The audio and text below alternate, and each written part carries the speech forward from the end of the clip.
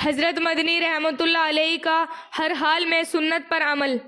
حضرت مولانا حسین احمد مدنی رحمۃ اللہ علیہ کے سنت پر عمل کے واقعات بے شمار ہیں۔ خاص طور ان کی آخری رات میں تہجد کی کیفیت بہت عجیب ہوتی تھی۔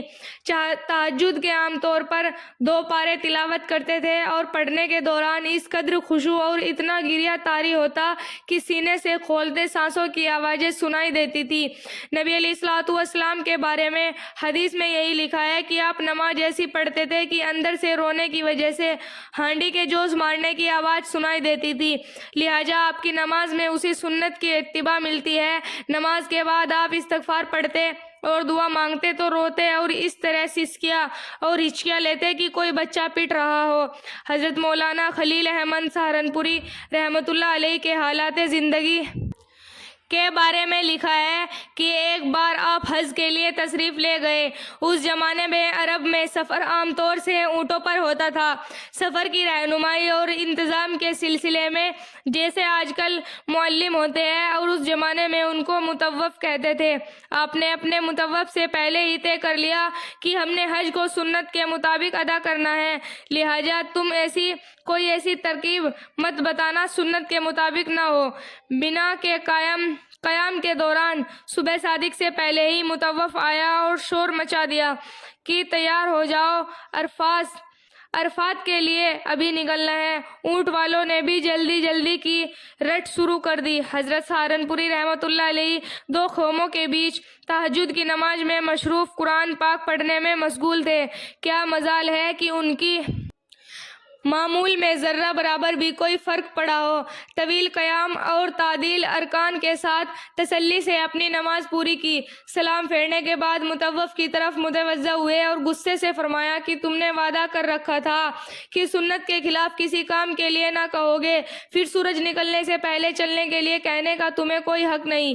کہنے لگا کہ کیا کروں، اونٹ والے نہیں مانتے اور یہ اونٹ لے کر چل دیے تو حج فوت ہو جائے گا، لہٰذا سنت کی خاطر فرض کو خطرے میں ڈالنا تو کوئی اچھی بات نہیں ہے۔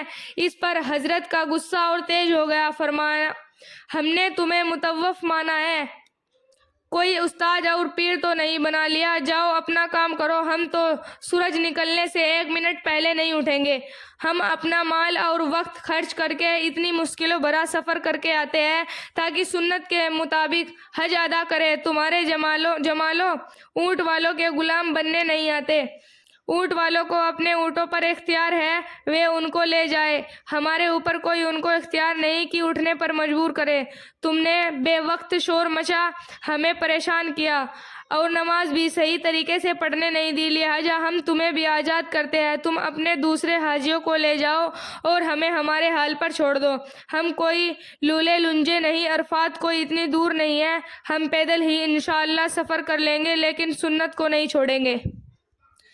اتباع نبوی میں پریشانی کا حل۔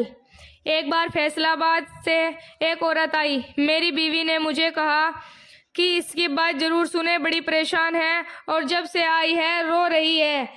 اس کو ٹائم دیا، پردے میں بیٹھ کر بات کرنے لگی کہ میرا شوہر بڑی میل کا مالک ہے، امیر آدمی ہے، کھلا پیشہ ہے، شادی کے ساتھ 8 سالوں میں کوئی اولاد نہیں ہے، مگر یہ کوئی پریشانی کی بات نہیں ہے کیونکہ شوہر میرے ساتھ خوشی کی زندگی گزار رہا ہے، ہم دونوں کو اس کی وجہ سے کوئی پریشانی نہیں ہے، قسمت میں ہوئی تو ہو جائے گی، نہیں تو اللہ کو منظور۔ خاوند مجھے بہت چاہتا ہے، محبتوں والی زندگی گزار رہے ہیں، گھر کا سارا خرچہ شوہر نے اپنے ذمے لے لیا ہے، نوکروں کا خرچہ، باورچی کا خرچہ، گارڈ کا خرچہ، مالی کا خرچہ، یہ تمام خرچے سب میرا شوہر ادا کرتا ہے، گاڑیاں ہیں، ڈرائیور ہے، کاریں ہیں، بہاریں ہیں، روٹی ہے، اللہ نے یوں تو زندگی میں ہر سہولت دی ہے، میری پریشانی یہ ہے کہ میرا شوہر میری ذاتی خرچ کے لیے ہر مہینے صرف 50,000 روپے دیتا ہے، جس سے میرے خرچے پورے نہیں ہوتے۔ یہ کہہ کر وہ عورت رونے لگ گئی کہ شاید میرے جیسا پریشان دنیا میں کوئی نہیں ہوگا۔ وہ ایسے جاروں قطار رو رہی تھی کہ جیسے کسی کی وفات پر کوئی رویا کرتا ہے۔ اس عورت کو اس عاجز نے یہ بات سمجھائی کہ آپ کی پریشانی ختم ہونے والی نظر نہیں آتی۔ آپ کا شوہر آپ کو 50,000 روپے کے بجائے 1,00,000 روپیہ مہینہ بھی دینا شروع کر دے تو بھی آپ کی پریشانی ختم نہیں ہوگی۔ 2,00,000 بھی دے پھر بھی ختم نہیں ہوگی۔ 5,00,000 بھی ہر مہینے دے پھر بھی پریشانیاں ختم نہیں ہوگی۔ وہ بڑی حیران ہو کر کہنے لگی کہ پیر صاحب آپ مجھے بات سمجھائیں، کیونکہ مجھے تو کچھ میں سمجھ میں نہیں آ رہا ہے کہ آپ کیا کہہ رہے ہیں۔ عاجز نے کہا، بی بی جس راستے سے آپ پریشانیوں کو حل ڈھونڈنا چاہتا اس راستے سے پریشانیوں کا حل ہوتا ہی نہیں۔ کہنے لگی، چاہتی تو ہوں کہ پریشانیاں ختم ہو۔ عاجز نے کہا کہ اگر آپ چاہتی ہو تو آپ کی زندگی اپنی زندگی کو شریعت کے مطابق ڈھالے، گناہوں سے خالی زندگی اختیار کرے۔ آپ نے گناہوں سے بھری زندگی سے اللہ تعالیٰ کو ناراض کر لیا ہے۔ آئندہ آپ سنت والی زندگی کو اپنا کر اپنے خالق حقیقی کو راضی کر لے۔ آپ کے مال میں برکت آئے گی تو آپ کی پریشانیاں اپنے آپ دور ہو جائے گی۔ آپ کثرت مانگ رہی ہے کہ وہ 50,000 دیتا ہے تو 1,00,000 دینا شروع کر دے، لیکن یاد رکھنا کہ پھر بھی پریشانیاں رہے گی۔ خیر عاجز نے یہ بات کہی تو اللہ تعالیٰ نے بات میں برکت رکھ دی، لہٰذا کہنے لگی کہ میں سچی توبہ کرنا چاہتی ہوں۔ عاجز نے اس کو توبہ کے کلمات پڑھا کر رخصت کیا۔ الحمدللہ 3-4 مہینوں کے بعد اس نے فون کے ذریعے کہا کہ اب تو میں نماز کی پابند ہو گئی ہوں، برقع میں نے کر لیا ہے، ٹی وی چھوڑ دیا ہے۔ وہ عورت کہنے لگی کہ اب تو میں اچھی خاصی مولون بن گئی ہوں، لیکن ایک بات بڑی عجیب ہے کہ اب میرے مہینے کے خرچے 15,000 روپے میں پورے ہو جاتے ہیں اور میری باقی رقم یتیموں اور بیواؤں کے اوپر خرچ ہوتی ہے۔ چھری سے کاٹ کر کھانے والے۔ میری ایک دفعہ میٹنگ تھی جس میں امریکن کمپنی کے 3